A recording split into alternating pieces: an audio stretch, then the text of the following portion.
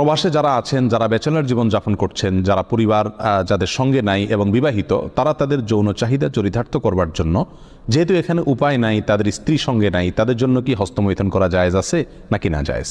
কোরআনে কারিমে আল্লাহ সুবহানাহু ওয়া তাআলা বলেছেন, ওয়াল্লাযীনা হুম লিফুরুজিহিম হাফিজুন ইল্লা আলা আজওয়াজিহিম আও মা মালাকাত আইমানুহুম ফাইন্নাহুম গায়রু মালুমিন ওয়া ফামান ইবতাগা ওয়ারাআ যালিক ফাউলাইকা হুমুল আদুন। তিনটি আয়াত আল্লাহ তাআলা বলেছেন, কৃতদাসী এবং নিজের স্ত্রী, এই দুই শ্রেণী ছাড়া, এই দুটি ক্ষেত্র ছাড়া অন্য কোনো জায়গা যাদের লজ্জাস্থানকে তারা ব্যবহার করে না, সেই সমস্ত লোকেরা সফল মুমিন, তারা সার্থক মুমিন।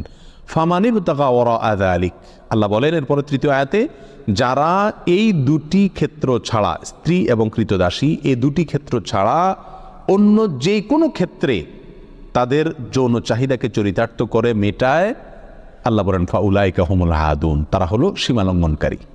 তাহলে এই আয়াতের আলোকে পরিষ্কারভাবে একজন মুমিনের জন্য হস্তমৈথুন করার কোনো অধিকার, কোনো সুযোগ, কোনো অনুমতি ইসলামী শরীয়তে নাই।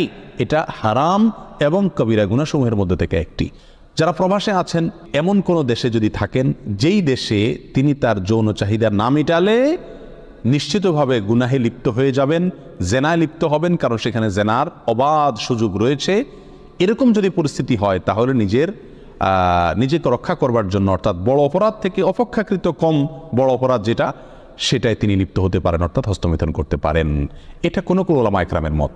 অবশ্য অন্য ওলামা ইকরাম বলেছেন সর্বাবস্থায় হস্তমৈথুন করা কি হারাম। এই জন্য প্রবাসে যারা আছেন তাদের উচিত এই অপরাধ থেকে বেঁচে থাকা।